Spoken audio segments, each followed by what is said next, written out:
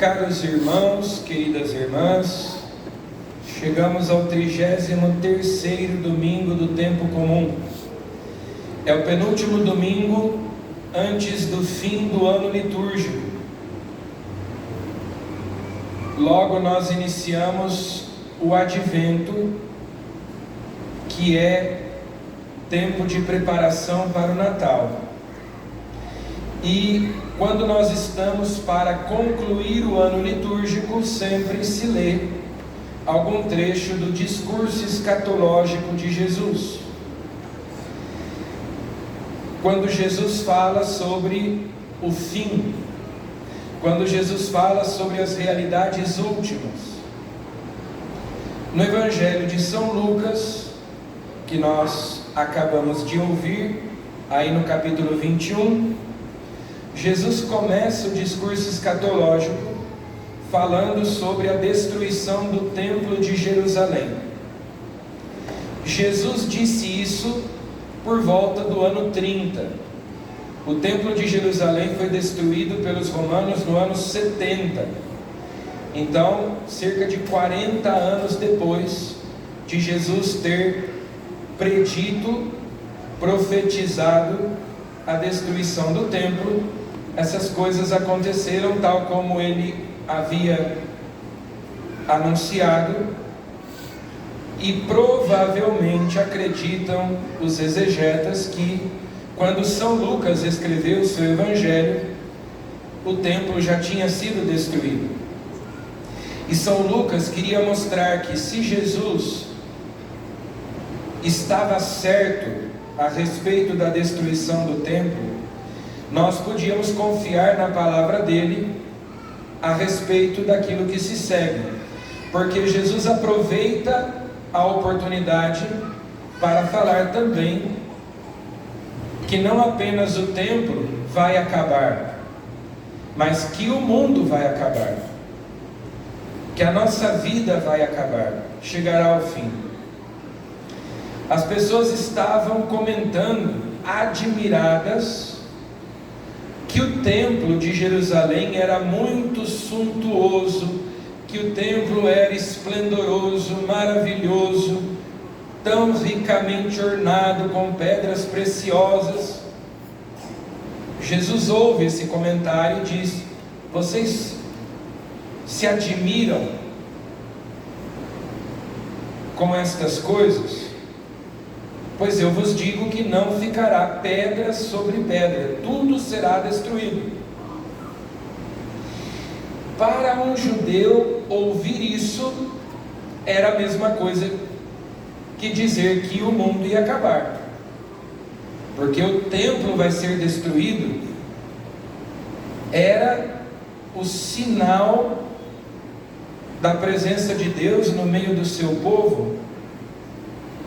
Nós até no domingo passado meditávamos sobre isso, ao celebrarmos a dedicação da Basílica do Latrão, que para nós Jesus é o novo templo, é o verdadeiro templo.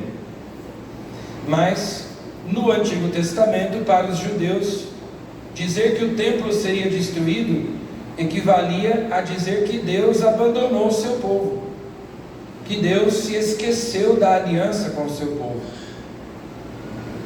É o fim do mundo. E de fato Jesus então começa a dizer que haverá grandes terremotos, fomes e pestes em muitos lugares. Um povo se levantará contra outro povo, um país atacará outro país. Ouvireis falar de guerras e revoluções. E Jesus não diz isso para nos colocar medo. Ele diz: não fiqueis apavorados. Não fiqueis apavorados quando ouvirdes falar destas coisas. É preciso que estas coisas aconteçam primeiro, mas não será logo o fim. Então, vez ou outra, a gente ouve as pessoas dizendo: o fim do mundo deve estar próximo, porque vejam só, aquilo tudo que a palavra de Deus diz está se cumprindo. A gente ouve falar de tudo isso, guerras, revoluções, terremotos, fomes e pestes. Mas aí a gente pode se perguntar assim: quando foi que na história da humanidade não houve guerras e revoluções? Quando foi que não houve terremotos? Quando foi que não houve fomes e pestes? Isso sempre houve e sempre haverá. Então Jesus nos adverte dizendo o seguinte: muitos virão dizendo em meu nome, o tempo está próximo. Não sigais essa gente. Nós estamos sim nos últimos tempos. Faz 2000 anos. A última etapa da história da salvação, que é o tempo da igreja, começou lá em Pentecostes. São os últimos tempos. Faz 2000 anos. Quanto tempo mais? Não sabemos. Desde que Jesus subiu ao céu, a sua volta é iminente. Mas Jesus quer chamar a nossa atenção para outra coisa. Jesus quer chamar a nossa atenção para a instabilidade deste mundo. Que este mundo é transitório, é efêmero, a nossa vida é precária. O mundo material é perecível. E que, portanto, o nosso coração não deve estar preso a este mundo que passa, mas que nós devemos buscar aquilo que é perene, aquilo que é eterno. Quando nós olhamos os sinais dos tempos, vejam, não é exclusividade do nosso tempo haver guerras. Sempre houve, sempre haverá. No passado não tinha terremoto?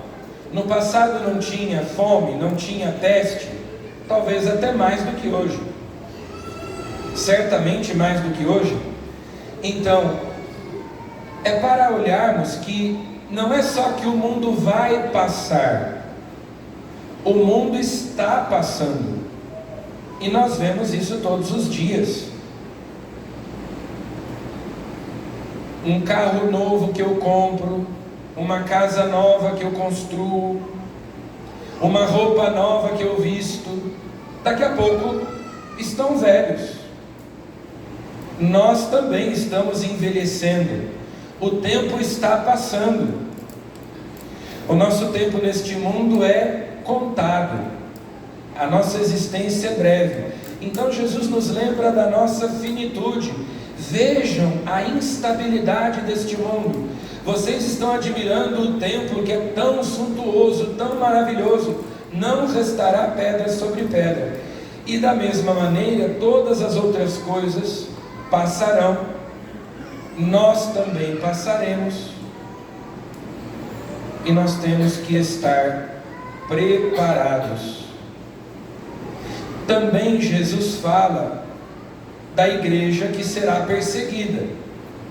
Então Jesus diz: no decorrer da história, a igreja será odiada, não só lá nos tempos antigos. Hoje, em muitos países, os cristãos morrem aos milhares, derramam o sangue, são mártires dos nossos tempos, que dão a vida pela fé. E Jesus diz: esta é a ocasião em que testemunhareis a vossa fé. Não se espantem com isso, faz parte. Nós aqui no Brasil, é pouco provável que tenhamos que morrer pela nossa fé. Mesmo assim, nós vemos que existe oposição, que existe hostilidade contra a igreja, que muitas vezes, se nós defendemos a nossa fé, se vivemos a nossa fé, seremos motivo de chacota, de deboche. E é natural que seja assim. Estranho seria se fosse diferente. Se o mundo estivesse aplaudindo a igreja esse seria um péssimo sinal. Seria um sinal de que nós traímos Jesus, de que nós traímos o Evangelho. A igreja sempre será odiada. Odiaram a mim, odiarão vocês. Perseguiram a mim, perseguirão vocês. Tudo dentro do esperado, nada de extraordinário.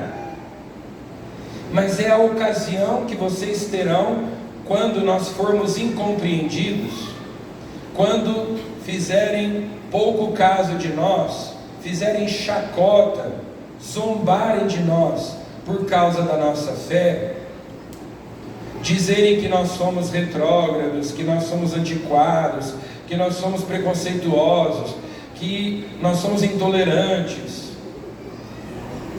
por acreditarmos na palavra de Deus, nenhum espanto, é a ocasião de testemunharmos a nossa fé. E por último, Jesus diz que muitos até vão morrer, sereis entregues até mesmo pelos próprios pais, irmãos, parentes e amigos, e eles matarão alguns de vós, todos vos odiarão por causa do meu nome. Mas aí parece que tem uma contradição, existe um paradoxo aqui. Mas vós não perdereis um só fio de cabelo da vossa cabeça. Mas como assim? Jesus está dizendo que vão nos matar até, e nós não vamos perder um só fio de cabelo da nossa cabeça? Não perder um só fio de cabelo da nossa cabeça significa que nada será desperdiçado, que nada será inútil, que Deus vai aproveitar tudo e que nós receberemos a recompensa pela nossa fidelidade, por todo o bem que tivermos feito, pela nossa luta, pelo nosso esforço em permanecermos fiéis a Deus. É permanecendo firmes que ireis ganhar a vida. É assim que termina o Evangelho de hoje. Ou seja, só quem perseverar até o fim será salvo. Também isso significa o seguinte, que podem nos perseguir, podem nos torturar, podem nos matar. Nós podemos ser afligidos de muitas maneiras, muitos sofrimentos, doença, mas não nos podem fazer nenhum mal, porque o mal, com M maiúsculo, o mal absoluto, o mal verdadeiro, é o pecado, que nos afasta de Deus, que nos separa de Deus. Mal de verdade é perder o céu e merecer o inferno. Então, bom, só quem pode pecar sou eu.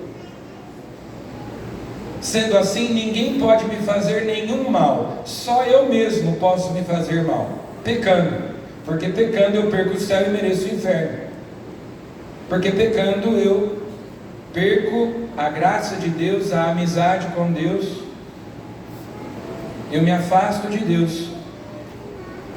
Se nos perseguirem, se nos odiarem, se nos matarem, mas nós ganharmos a vida, salvarmos a nossa alma, então não terão feito nenhum mal a nós, porque mal mesmo, mal de verdade, é perder a alma, é não se salvar, é se condenar eternamente, é pecar contra Deus. Isso é que é mal. Então Jesus nos promete a recompensa da nossa fidelidade. Nós temos que permanecer firmes, trabalhar incansavelmente pela nossa salvação, aproveitar o tempo que nos é dado, que é curto, a nossa vida está passando. Santo Afonso Maria de Ligório dizia: o tempo é a moeda com que se compra a eternidade. Não podemos desperdiçar o tempo que Deus nos dá. Mas nós, infelizmente, somos imediatistas. E muitas vezes nós vemos que os ímpios os maus, aqueles que não temem a Deus, prosperam, e isso é um escândalo e uma tentação para quem se esforça para ser justo, para fazer a vontade de Deus, para cumprir os mandamentos, para quem busca a santidade. É um escândalo e uma tentação. Afinal de contas, de que adianta? Será que vale a pena mesmo? Porque às vezes parece que o crime compensa, né? Eu estou aqui me esforçando para não pecar, para não ser desonesto, para não ser adúltero, para fazer as coisas direito, e passo por poucas e boas. Aí eu vejo a pessoa que é desonesta, a pessoa que não teme a Deus, a pessoa que faz todo tipo de pecado, se dando bem na vida, prosperando. Parece que o crime compensa, né? O profeta Malaquias, na primeira leitura, fala disso. Ele diz: por enquanto pode parecer que os maus é que vencem, é que se dão bem. Quem é esperto, quem passa a perna nos outros, quem faz o mal. Mas eis que virá o dia, abrasador como fornalha, em que todos os soberbos e ímpios serão como palha, e esse dia vindouro haverá de queimá-los. Para vós, porém, que temeis o meu nome, nascerá o sol da justiça. Vai chegar a hora do acerto de contas. E daí nós vamos receber o prêmio ou o castigo, pelo bem ou pelo mal que tivermos praticado. A conta vai chegar. E aí no final, no dia do juízo, é que nós vamos saber quem é o vencedor. Então não tenha pressa de receber a recompensa, pela sua fidelidade a Deus, pela sua luta, pelo seu esforço de cumprir os mandamentos. Às vezes parece que não está compensando, que não está valendo a pena, porque os outros que não temem a Deus é que se dão bem. Mas vai chegar o dia, abrasador como fornalha. Quem for de palha vai queimar no fogo, mas quem for consistente como ouro será purificado pelo fogo. Por fim, então, nós devemos aproveitar o tempo que nos é dado. Não podemos viver ociosamente. O cristão não pode ser encostado. Nós existimos para amar e servir a Deus e aos nossos irmãos. Então, São Paulo, na segunda leitura de hoje, diz: quem não quer trabalhar também não deve comer. Porque as pessoas são muito boas para dar opinião, para dar palpite, para fazer exigências. Nós vivemos numa sociedade, numa cultura aqui no Brasil, hoje, em que se fala muito sobre direitos. É o direito do trabalhador, é o direito do consumidor, é o direito da mulher, é o direito da criança, é o direito dos idosos, é o direito dos animais. Até os animais têm direitos. Você tem direito à saúde, você tem direito à educação, você tem direito a trabalho, você tem direito a isso, direito àquilo. E ninguém tem dever não, né? Ninguém tem obrigação nenhuma, é só: venha a nós o vosso reino. É uma cultura de gente encostada, que fica de braços cruzados esperando que as coisas caiam no colo. Eu tenho que ser sustentado pelos outros. Os outros têm obrigação de me sustentar, os outros têm obrigação de fazer as coisas por mim, né? Quem não quer trabalhar também não deve comer. São Paulo, né, diz claramente aí que nós não podemos ficar de braços cruzados. Nós viemos a este mundo para trabalhar pela nossa salvação, pela nossa santificação E isso significa servir a Deus e aos irmãos. Em casa, eu não posso ser um peso morto. Os pais têm que ensinar os filhos desde pequenos a contribuírem, a colaborarem, a ajudarem, a fazerem a parte deles. A gente tem que recuperar a cultura de valorizar o trabalho como algo que dignifica, porque o projeto de vida de muita gente é viver encostado, recebendo auxílios, recebendo benesses, os outros me servindo, os outros me sustentando, né? O cristão não pode viver assim. Eu vou matando o tempo, mas o tempo é aquilo que nós temos, que Deus nos dá para alcançar a vida eterna. Para de matar o tempo, para de desperdiçar o tempo na ociosidade. Gaste o seu tempo com aquilo que é necessário, é importante, com a oração, servindo a Deus, servindo aos irmãos. Seja útil. Nós temos que ser úteis, deixar rastro, como dizia São José Maria Escrivá. Servir os irmãos. Eu vim, diz Jesus, não para ser servido, mas para servir. E nós queremos ser servidos. Então essa advertência que São Paulo nos dá é muito importante. Nós estamos aqui neste mundo por pouco tempo. Santa Teresinha dizia: a vida é um instante entre duas eternidades. É um momento.